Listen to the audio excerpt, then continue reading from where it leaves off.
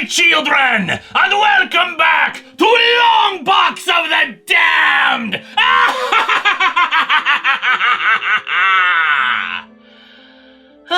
You know, maybe I should appreciate the cape and costume crowd a lot more. After all, what other group of characters die so frequently only to rise from their graves just as often, eh? And what better example of that, of monster and man together, who dies and lives again, than the Hulk? Bruce Banner was dead as a result of the events of Civil War II, but the big green guy has other ideas in mind. At a gas station, a very nervous robber accidentally shoots a little girl, the cashier, and a man trying to hide his face. As the panicked robber escapes, the hiding man wakes up in the morgue, with a bit of a changed skin tone. At an abandoned housing development, the robber meets with a biker gang who loaned him money, sobbing his eyes out over what happened, but they don't care. They just want the money he stole. When he's sent out to get more, though, the area shakes. The generator goes out, and the Hulk attacks. The robber tries to escape, but is soon confronted by the monster, rambling to him about the gun. All that power that he had let loose, and that he used to kill a little girl. He confesses and offers to turn himself in.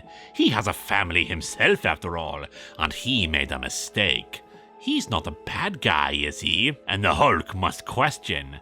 What do you think? I think he's in traction after that.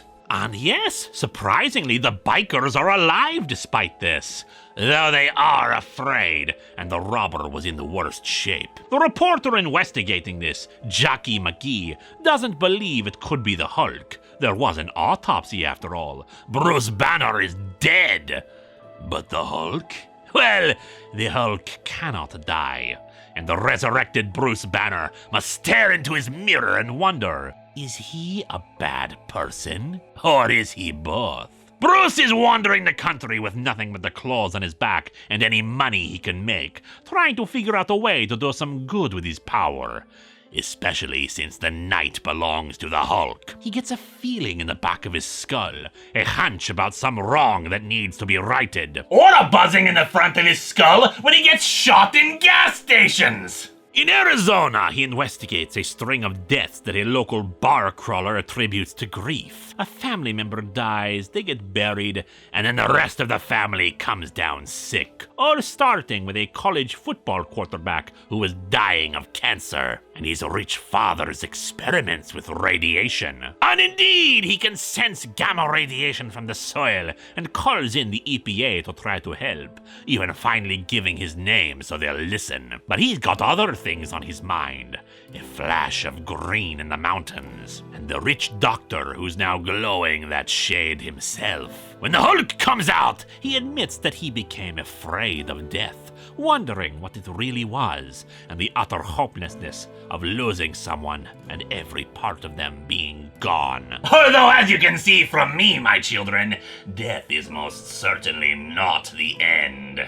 The doctor studied Banner's work, trying to use gamma radiation to create a man that death could not claim. It was working on himself at first, so I tried to use it on his son in the hopes that the gamma-powered healing factor would prevent any football injuries. But things did not go well. He could see a green door and someone looking through it. But this stupid doctor buried his son. His radioactive son, so now anyone who comes to that graveyard to mourn is dying because of his idiocy and fear. And the Hulk is not happy that so many have died because he was scared. So he rips off the doctor's arms and legs and buries him in the mountain, far enough away so that he will never die, and he will never kill ever again. The next story is one told from multiple points of view. A classic superhero story of the 60s.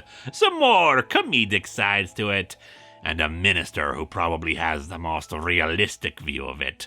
A green man came into a church rambling and raving about how his girlfriend was possessed by the devil and he needed an exorcism. She was seeing a green door. The Hulk heard about it after the Green Man threatened some of the congregation, taking hostages, and came in through the stained glass window. The Green Man shot a hole through the Hulk with his powers, and the hole healed up instantly. The Green Man said he was the devil himself, and the Hulk confirmed that. The man was taken into custody, but his girlfriend was not so fortunate, found at a local motel with her head twisted around, and she was still smiling.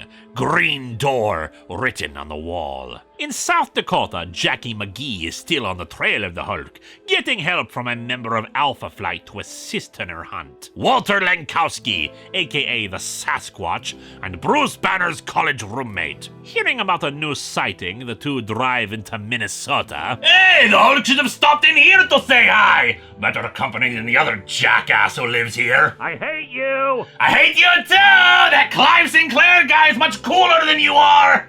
After discovering what had happened to Bruce to become the Hulk, Walter tried to recreate the gamma bomb explosion in controlled circumstances, create their own Hulk, and it technically worked, making him the Sasquatch. Thing is, they did the experiment out in the Arctic Circle, so he wouldn't necessarily hurt anyone if he got out of control. And the walls of reality are thin up there, opening up a kind of green door into a world of beasts and demons, and a spirit called Tanarak entered into him, controlling the Sasquatch. It's supposedly under control now. We also learn that McGee had her own encounter with the Hulk as a child, looking him in the eye as he stood in some ruins. While seeking information at a bar, Walter gets stabbed by some surly customers. As McGee waits in the hospital, Banner goes to see her and warns her that the attempt to create a second Hulk with Sasquatch, well, if he's anything like him,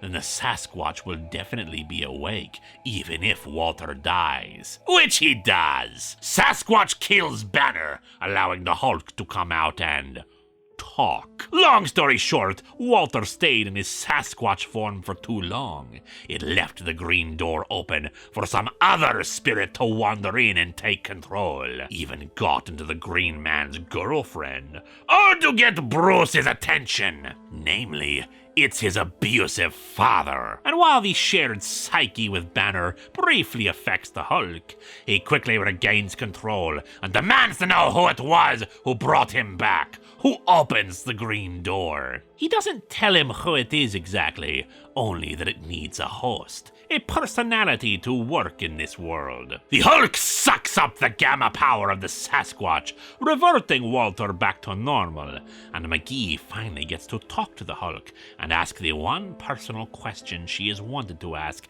since she looked him in the eye. How does she get to be what he is? He just tells her to go home, and he leaves, spotting in his reflection that his father is inside of him now too. While it is still steeped in these superhero traditions it has become a part of, the Immortal Hulk is a return to its more horrifying roots. The Frankenstein monster and Jekyll and Hyde dynamic that works so well for him.